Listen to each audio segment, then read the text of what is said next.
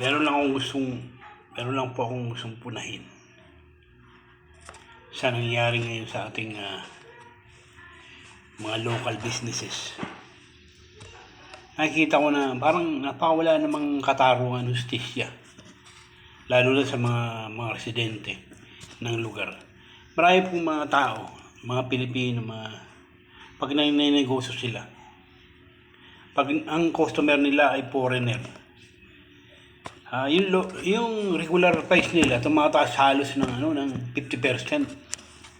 Katulad ng tako sa Baguio. Hindi masama yung magtaas ka ng at least mga 25%, okay na yun. Pero yung halos 50% ang itataas mo sa presyo ng produkto mo, halimbawa taho. Dito sa amin ang regular na yung ganyang kalaking cup, na regular na cup, ganyang kalaki, ay kakalaga lamang ng 10 to 20 pesos. Kung dadagdagan mo ng may mga top ng grapes o strawberry flavor, pwede ka magdagdag ng another 10 pesos, 40 pesos. Pero kung yung regular price na 10 pesos, gagawin mong 40 pesos. Napaka naman yun, napaka overpriced nun. Baka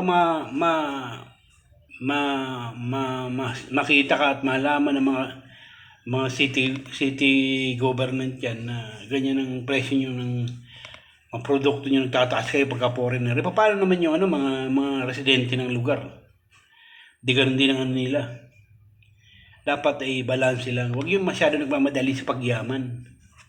Hindi tayo tumulad sa hindi ako maka-inchik pero yung prinsipyo na inchik, ko sa laudo, bakit? Ang inchik po kasi, kahit na maliit ang kanilang tubo, sa isang, kahit lang yan, piso-piso lang yan. Basta madaling maubos. Okay sa kanila yun. Kasi yun naman ang nila, mauubos. Hindi naman yung, malaki nga tubo dun sa isa, hindi naman nauubos lahat. Hindi mabubulok lang din. Yun ang prinsipyo ng mga inchik.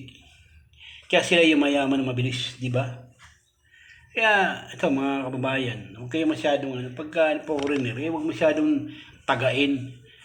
Baka matulad tayo sa isang bansa na hindi na pinapasok ng foreigner. Bakit?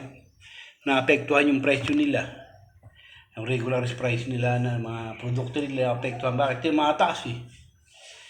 Nagmamahal yung lugar, nagmamahal pati yung kinakailangan, balance lang. Para lang hindi ma-stocking yung produkto mo, maging balance ka. Wag yung nakita ka lang ng foreigner, parang hinting mo, dollar, gusto mo agad magkamal ka agad ng limpak-limpak. Wag ganun, pangit yun, pangit na ugali yun. Maging fair ka. Tuloy pati yung mga kapwa mo Pilipino, hindi na makaya yung produkto mo. Yun naman ang karaniwan nandito nakatira, yun naman ang talagang bibili sa mga produkto natin. Hindi mga foreigner. Hindi naman tumatagal yan dito